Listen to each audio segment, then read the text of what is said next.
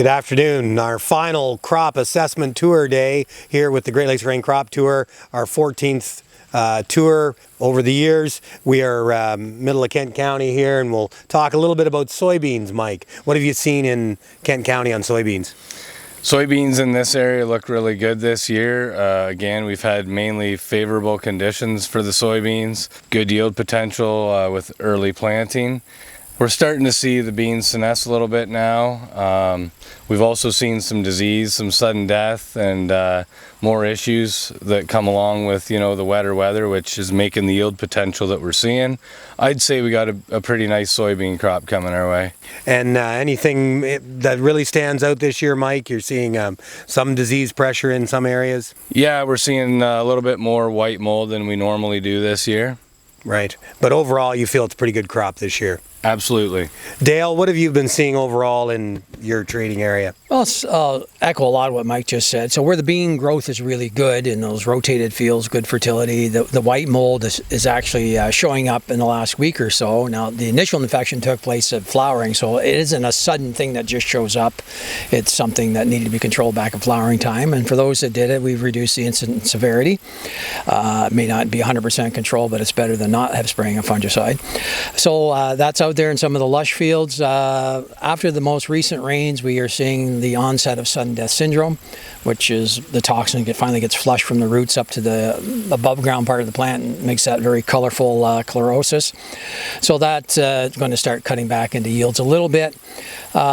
The other thing we need to think about sudden death syndrome, it's often associated with soybean cyst nematode, and we've been doing some soybean cyst nematode testing, and they're coming back at fairly large numbers in excess of 25 to 50,000 eggs per 100 grams of soil. So that's going to start impacting severely on soybean yield, and also as a vector for sudden death syndrome. So normally those two go together, but SCN doesn't cause it, it just supports it. So we're seeing a lot of disease, and the same question on the yield components, number of pods per acre, number of beans in a pod, and what's the weight of the beans? That's always the question. What's the size of the bean going to be? And so far, my impression is they're a little on the small side, but we'll do another assessment on that. What's interesting, Don, after 14 years, the average beans per pod hasn't changed off 2.5. So I found that amazing. Every year we check that, and we have not had, on average, we do see more 4-bean pods, but we see more pods per acre. So this year so far, kind of keeping score in the 5th inning, is the pod count seem higher than last year, which is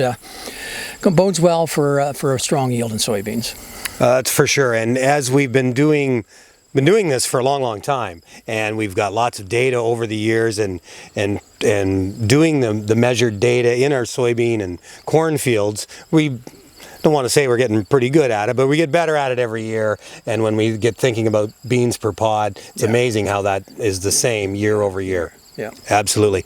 As you think about your grain marketing, we've had a pretty big wheat crop that we've put away. It is taking up some space, whether it be on farm or at the elevator. I think both Dale and Mike could say we've got a pretty good bean crop coming here behind us. It's going to be a little bit later than normal, and I think we have to think about your marketing there as well. How's it going to tie up additional space? Soybean prices have been pretty good, so I think marketing those soybeans has been a good strategy for a lot of people. Continue to market those soybeans, because I think our next issue is we do have a big corn crop coming behind the soybeans. Wheat's taking up a bit of space. Soybeans are a little bit late.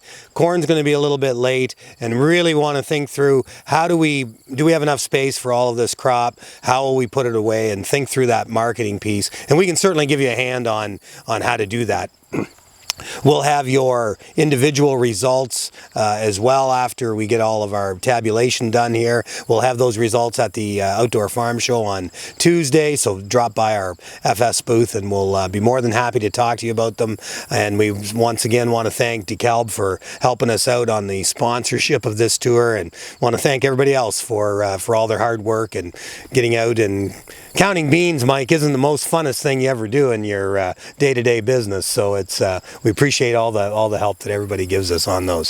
So once again, thanks everybody, and we'll see you next Tuesday.